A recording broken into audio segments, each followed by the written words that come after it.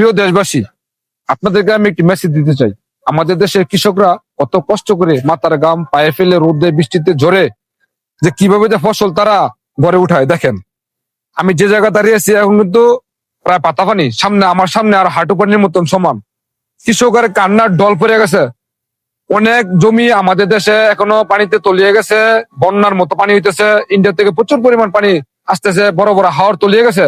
আমাদের দেশে এখন মানে ধান ক্ষেত অনেক তলিয়ে গেছে এবং অনেক কৃষক হাহাকারের মধ্যে আছে। দেখেন এই যে এই ধানটা একটু বৃষ্টি হয়েছে, বাতাস হয়েছে, পড়ে গেছে। কিন্তু আমাদের দেশে কিন্তু একটা কৃষক কত কষ্ট করে যে তার সংসার চালায়, তার পরিবারকে সে মেনটেন করে, ছেলে সন্তানকে লালন পালন করে, এই বিষয়টা কিন্তু আমাদের মাথায় নেই।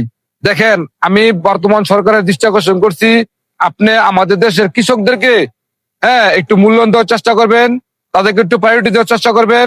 যেমন যখন সার কিনতে যায়, যখন এই ধান লাগানোর সিজন আসে, তখন সারের দাম কমাই দিবেন।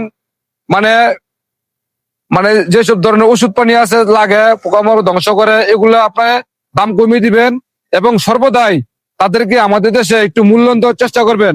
কৃষক আজকে আছে বিদায় আমাদের দেশের মানুষ আমরা ঠিকমতো ভাত চাউল ধান যা দরকার, আমাদের নিত্য প্রয়োজন দরকার, তারা কষ্ট করে বিদায় আজকে আমরা ভেজাল মুক্ত খাবার খাইতে পারতেছি।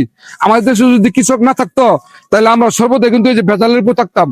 আজকে আমি বর্তমান সরকারের দৃষ্টি আকর্ষণ করছি, আপনি অবশ্যই অবশ্যই আমাদের দেশের কৃষকদেরকে সম্মান দিবেন এবং তাদেরকে মাথা উঁচু করে বেঁচে থাকার মতো একটা ব্যবস্থা করে দিবেন।